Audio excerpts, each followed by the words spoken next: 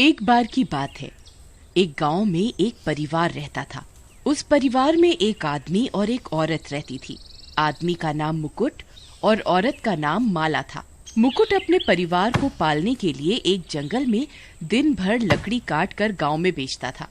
रोज की तरह उस दिन भी मुकुट जंगल के लिए कुल्हाड़ी लेकर निकला। जंगल में जाकर उसने पेड़ काटना शुरू किया। अरे वाह, बड़ा अच्छा पेड़ है। इसकी लकड़ियां तो जल्दी कट भी जाएंगी और बिक भी जाएंगी, क्योंकि जल्दी आग पकड़ने वाली लकड़ियां कौन नहीं लेना चाहेगा। फिर ये कहकर मुकुट पेड़ काटने शुरू करता है। तभी एकाएक पेड़ से आवाज आती है, अरे कौन है? इस पेड़ को नहीं काटो। अरे कौन आवाजें दे रहा है? किसकी आवाज है ये? मुकुट डर जाता है और फिर दोबारा पेड़ काटने लगता है। मत काटो कृपा कर, मैं बहुत दिनों से यहाँ रह रहा हूँ। अगर ये पेड़ कट गया तो मैं और मेरा परिवार कहाँ रहेगा? अरे कौन हो तुम? सामने आओ मेरे। ऐसे मुझे क्यों डरा रहे हो? तभी उस पेड़ से एक आत्मा उतर कर आती है। मुकुट उसे देखकर बहुत डर जाता है और कांपने लगता है। अरे ये क्या? माफ कर दो मुझे मत मारना। मैं बस अपने परिवार को पालने के लिए लकड़ियां काटता हूँ। अरे मैं एक आत्मा हूँ। मैं अपने परिवार के साथ यहाँ रहता हूँ। बहुत भटकने के बाद मुझे ये पेड़ सुरक्षित लगा तो मैं यहाँ रहने लगा। अगर तुम इसे काट दोगे तो हम बेघर हो जाएंगे। तुम इस पेड़ को छोड़ दो। बदले में तुम्हें कभी भी मेरी जरूरत लगे तो मैं तुम्हारी पूरी सहायता करूँगा। छोड़ देता हूँ ये पेड़। ये आत्मा तो अच्छी लगती है। कोई नुकसान नहीं पहुँचाया इसने मुझे अभी तक। क्या पता कभी जरूरत पड़ने पे मेरी मदद करे ये। हाँ ठीक है, मैं कोई और पेड़ काट लेता हूँ। आप आराम से रहो यहाँ। कहकर मुकुट दूसरा पेड़ काट कर लकड़ियाँ ले जाता है और गाँव में बेच देता है। आज के दिन मुकुट काफी लेट हो जाता है घर पहुँचने में, और घर जाते समय एक नदी पार करते हुए उसके घर का रास्ता पड़ता है। अरे भगवान, आज तो बहुत देर हो गई। नदी में तो एक भूत रहता है। आज मुझे बचा लो भगवान, आपके भरोसे ही हूँ मैं। इतना कहकर मुकुट नदी पार करने लगता है। बीच नदी में पहुँचते ही नदी में हलचल होने लगती है। नदी का पानी ऊपर नीचे होने लगता है। अरे मर गया। अरे आज तो मैं बुरा फंसा। आज मैं मर ही जाऊंगा। भगवान बचाओ और नदी पार कराओ। तभी अचानक नदी की लहरें तंग हो जाती हैं और नदी का भूत मुकुट के पैर पानी के नीचे से खींचने लगता है। आखिर तू मुझे आज मिल ही गया। मैं कब से सोच रहा था कि तू किसी दिन सूरज ढलने के बाद बड़ी पार करे और मैं तुझे अपना भोजन बनाऊं। अरे रे, एक आत्मा से तो आज जैसे तैसे बचा, तो अब नदी के भूत ने पकड़ लिया। आज तो मेरा मरना तय है। नदी का भूत धीरे धीरे मुकुट के पैर नीचे से खींचने लगता है और मुकुट धीरे धीरे नदी के अंदर डूबने लगता है। तभी मुकुट को उस आत्मा की बात याद आती है। मुझे छोड़ दो नदी के भूत, मैं आपके काम आ सकता हूँ। तू कैसे मेरे काम आएगा? पागल समझता है क्या मुझे? जो हाथ आया शिकार छोड़ दूं मैं? नहीं, मैं झूठ नहीं कह रहा हूँ। आज जंगल में मैंने एक पेड़ पे एक आत्मा देखी।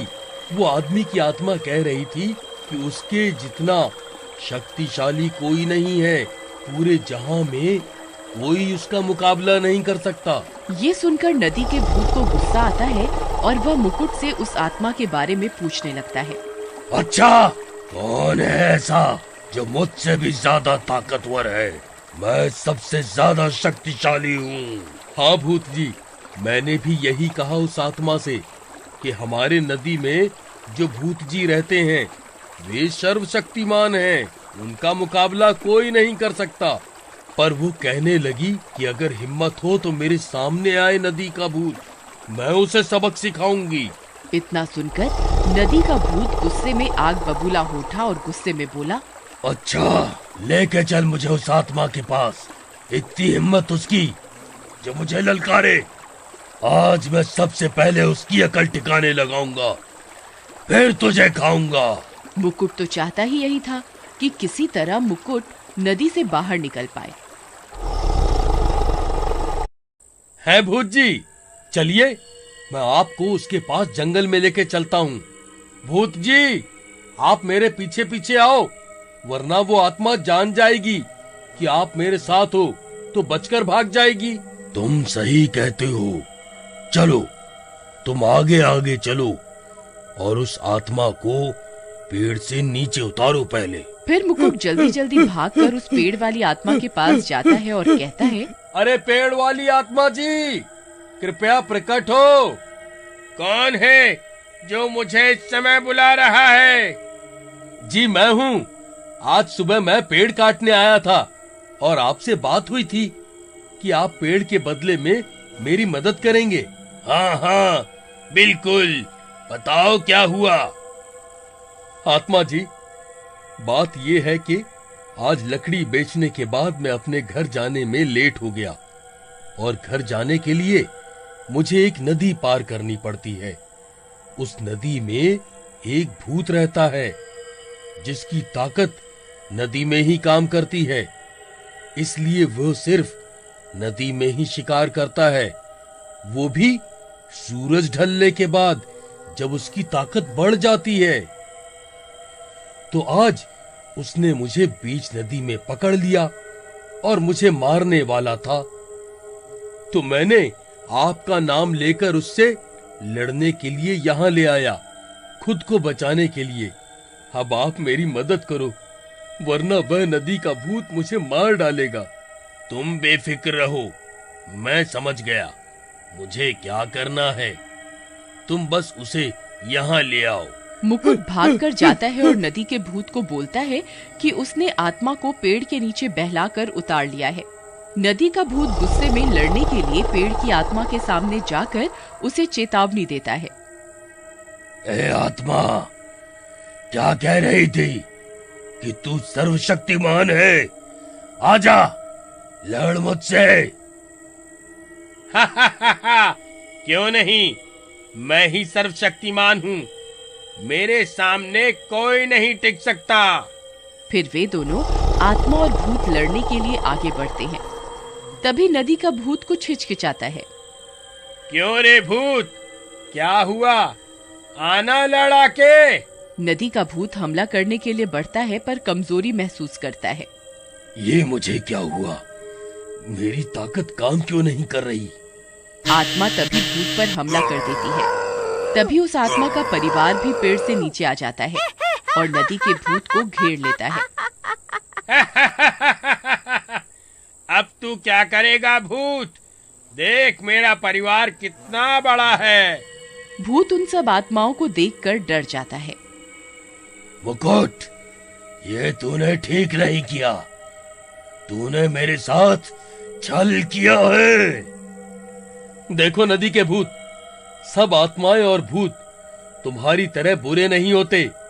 तुम मासूमों का शिकार करते हो और एक ये आत्माएं हैं जो एकांत में बस परिवार के साथ रहना चाहती हैं। और तुम जैसे गंदे भूतों के साथ छल करके मैंने कुछ गलत नहीं किया। ए नदी के भूत, तुझे शर्म नहीं आती अपनी ताकत का गलत इस्तेमाल करते हुए? तू ताकतवर है तो तू मासूमों की जान लेता है, और देख आज तेरी ताकत और तेरा घमंड ही तुझे मरवाएगा। पर मेरी ताकत काम क्यों नहीं कर रही? मैं तो इतना शक्तिशाली हूँ। हे नदी के भूत, तू गुस्से में ये भी भूल गया कि तू नदी का बबकोट है। तेरी ताकत सिर्फ नदी के अंदर ही रहती है, इसलिए तू नदी के अंदर ही सिर्फ शिकार कर पाता है। पर अब तेरा आखिरी समय आ गया है।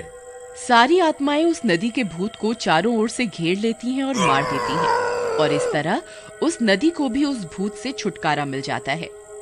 धन्यवाद आत्मा जी।